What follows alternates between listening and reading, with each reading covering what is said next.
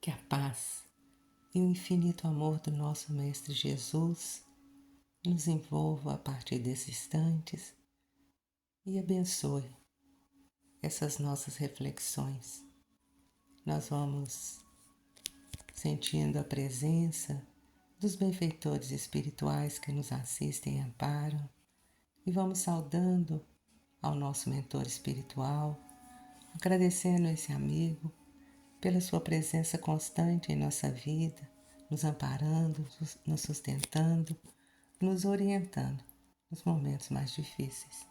Saudemos a Maria, a doce Mãe de Jesus, a nossa Mãe espiritual, rogando a nossa Mãe querida que nos envolva no seu manto de paz e de serenidade, nos envolva na sua energia de amor, que ela, como Mãe amorosa, interceda por nós junto a Jesus, seu Filho, nosso Mestre. Nos elevando até a presença de Jesus, agradecemos ao doce Rabi da Galileia pelo seu Evangelho que nos guia, nos orienta, nos mostra o caminho que leva até o Pai. E ao Pai, de poder, de bondade, de justiça, agradecemos ao Pai pelas bênçãos e dádivas que nos são renovadas a cada novo dia da nossa existência. E humildemente agradecemos ao Pai através da prece que Jesus nos ensinou. Pai nosso que estais nos céus, santificado seja o vosso nome. Venha a nós o vosso reino.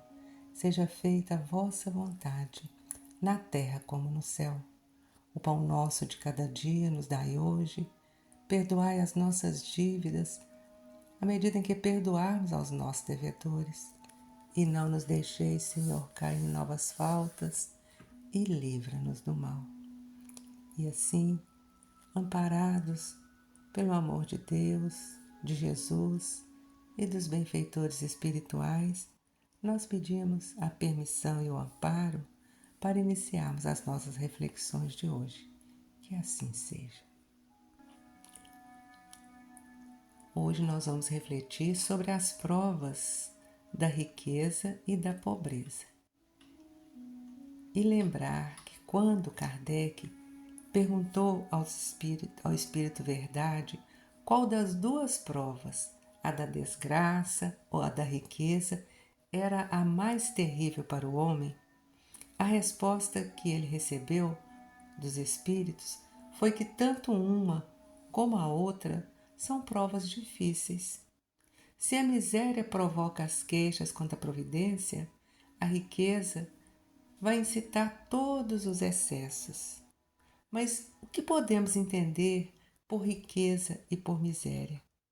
Procurando o significado dessas palavras, nós encontramos no dicionário que riqueza significa possuir muitos bens materiais, fortuna, abundância, fartura. E para a pobreza, nós encontramos o significado de que pobreza é o estado da pessoa pobre, o estado de quem tem carência até mesmo do necessário à sobrevivência.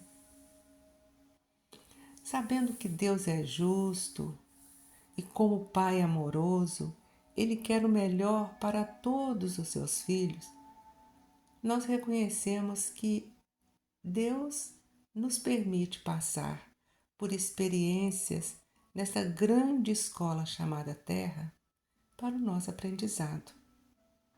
Se a pobreza é para uns a lição que vai ensinar sobre a paciência, sobre a resignação, a riqueza é para outros a lição que vai ensinar sobre a caridade, sobre o desapego.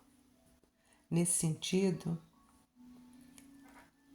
a riqueza é uma prova talvez mais difícil e perigosa, porque pode exercer para quem possui a fascinação, estimular o orgulho, o egoísmo, que na verdade são a fonte de muitos outros males. Mas o mal não está na riqueza em si, mas no homem que dela abusa. Tanto a fortuna que foi recebida por herança, como aquela adquirida através do trabalho, os bens em geral, todos os bens da terra, pertencem a Deus. Tudo vem de Deus e retorna a Ele. Nada, na verdade, nos pertence, nem mesmo o nosso corpo, porque quando a morte vem nos chamar, nós deixamos o corpo aqui na terra.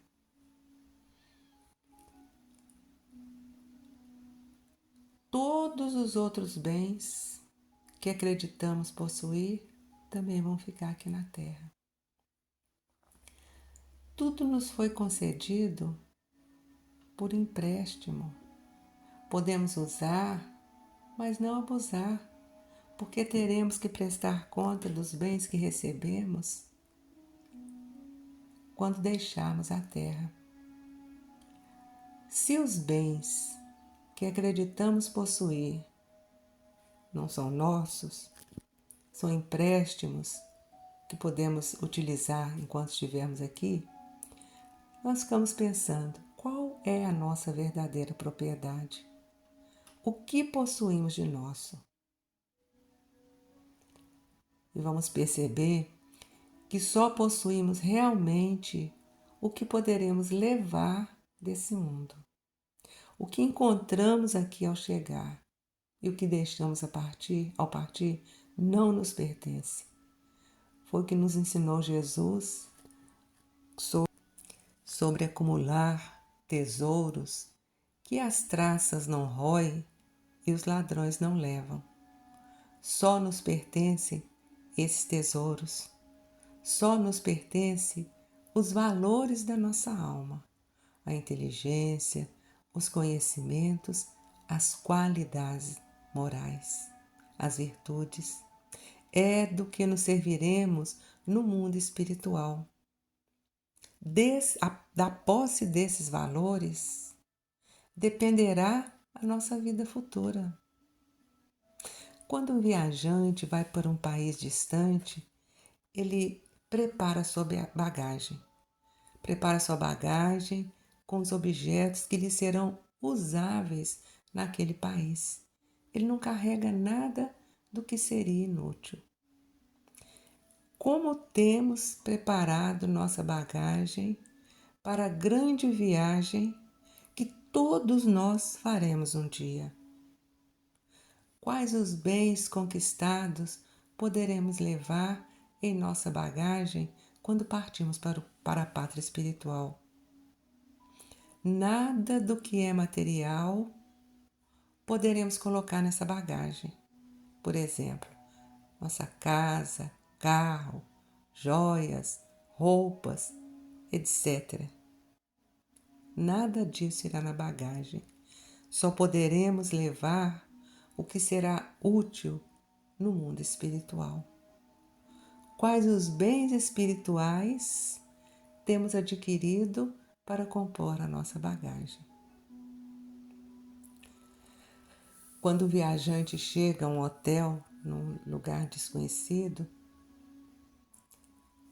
para se hospedar, ele vai receber um alojamento de acordo com o que ele pode pagar. Ele receberá um belo apartamento ou um quartinho singelo, simples, mais humilde, de acordo com as suas posses. O mesmo ocorrerá com a chegada ao mundo dos espíritos. O lugar onde ficaremos está condicionado ao que possuirmos em virtudes, em qualidades do coração. Não será perguntado sobre os bens materiais, sobre a posição social ou sobre a nossa profissão, mas serão avaliadas as nossas posses em riquezas espirituais. Na parábola do rico e do Lázaro, Lázaro, que era um pobre e miserável, ao morrer foi levado ao seio de Abraão. É uma parábola, né? O seio de Abraão significa um lugar de descanso, um lugar de bênçãos. Vamos colocar assim, um céu. Na verdade não existe céu, mas numa analogia, um lugar como um céu. E o rico foi encaminhado para o vale das trevas, para o vale dos sofrimentos. E Jesus quer nos fazer compreender com essa lição que o Lázaro chegou ao paraíso não por ser pobre, mas por ter conquistado a humildade diante daquela prova difícil que ele havia recebido enquanto estava encarnado. E o rico desceu ao abismo das sombras não porque possuísse fortuna, mas pela forma egoísta com que usufruiu do dinheiro e da posição que ocupava. Porque enquanto estavam aqui na terra, o rico vestia as melhores roupas, linho, púrpura, sedas, banqueteava feliz, sem se lembrar do irmão miserável que estava à sua porta. Lázaro ali estava, com o corpo coberto em chagas. Passava fome, resignava-se com aquelas sobras que eram dadas para os cães. Mas ele se resignava com a sua situação, sem amaldiçoar o rico, sem amaldiçoar a vida, sem amaldiçoar principalmente aquele rico indiferente e insensível à sua miséria. O merecimento do céu para o Lázaro e a expiação triste no mundo das trevas para o rico é o resultado da atitude de cada um deles e nos leva a meditar sobre as oportunidades do progresso, sobre a oportunidade da sublimação espiritual que o Senhor nos oferece hoje, para que no futuro não nos encontremos numa situação, numa condição infeliz. Porque na abundância ou na carência, somos sempre depositários da confiança de Deus. E somente a nossa atitude diante da vida, cultivando o bem onde estivermos, na condição em que estivermos, somente isso determinará a nossa ascensão à luz e o nosso definitivo afastamento do mal.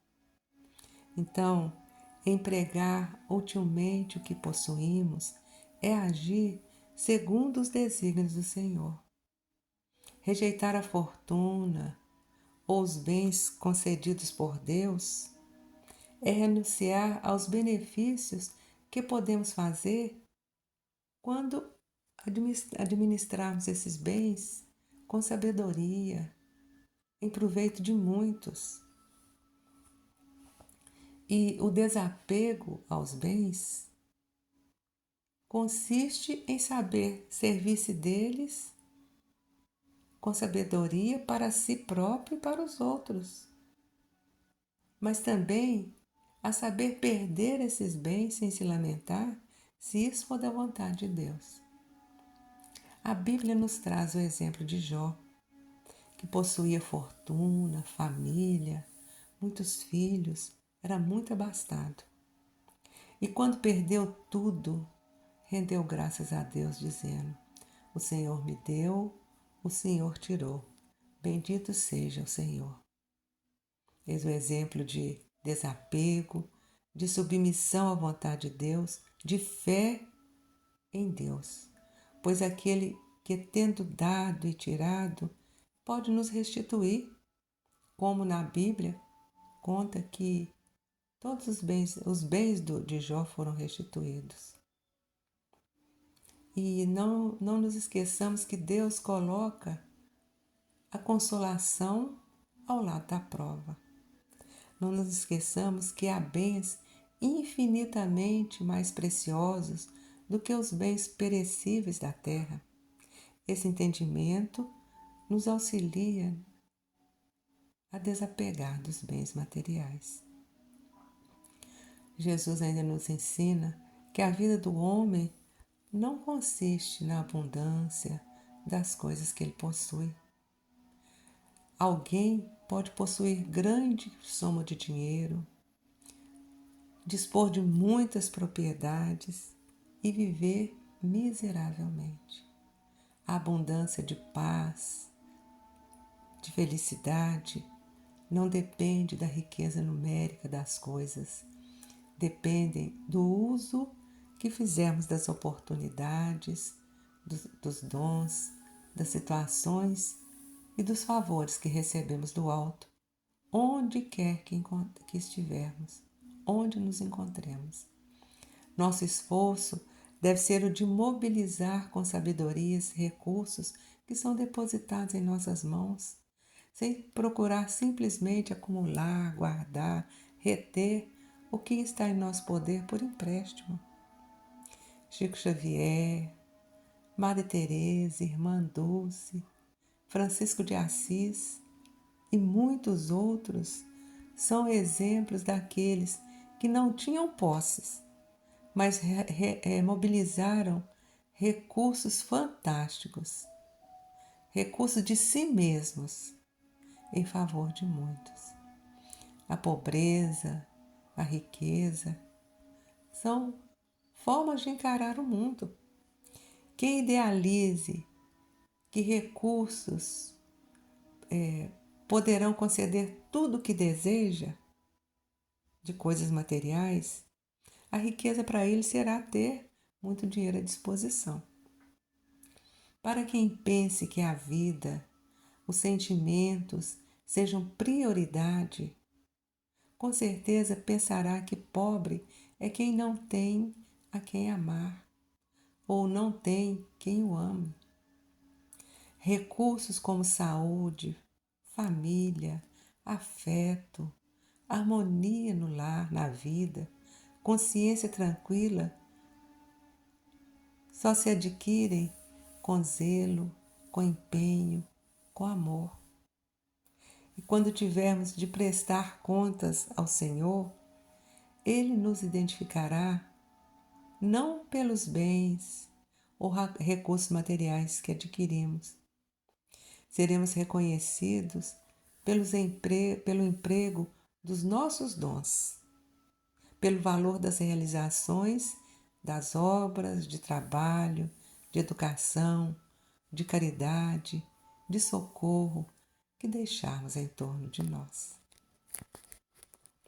E assim, guardando as reflexões desse dia, nós vamos procurando retribuir o que temos recebido em forma de vibrações, vibrando intensamente pela paz entre os homens, pelo bem em todo o universo, vibrando por aquele que nesse dia está carente de uma vibração de fé, de esperança, uma vibração de paz, vibrando por aquele que está carente de um alimento, de um teto, de um trabalho que lhe dê uma remuneração digna para o seu sustento, vibrando pelos lares, que a paz do Mestre esteja presente em todos os lares, vibrando para que as famílias estejam sempre unidas com respeito, fraternidade e amor, vibrando pelos enfermos, que todos eles possam ser visitados pelos médicos do espaço, estejam eles onde estiverem, que eles recebam a medicação que alivia as dores do corpo e as dores da alma, vibrando por aqueles que ainda se encontram encarcerados nos vícios, na prostituição, no crime, nas depressões, nas obsessões, nas doenças mentais. Vamos deixando a vibração de muita luz para que a espiritualidade possa levá-la onde se fizer necessário. E se nos for permitido, que possamos vibrar por nós mesmos, pelo nosso equilíbrio físico, espiritual e emocional, pelos nossos parentes, amigos e aqueles que ainda se dizem nossos inimigos, encarnados ou desencarnados. E damos graças a Deus e dizemos que assim seja.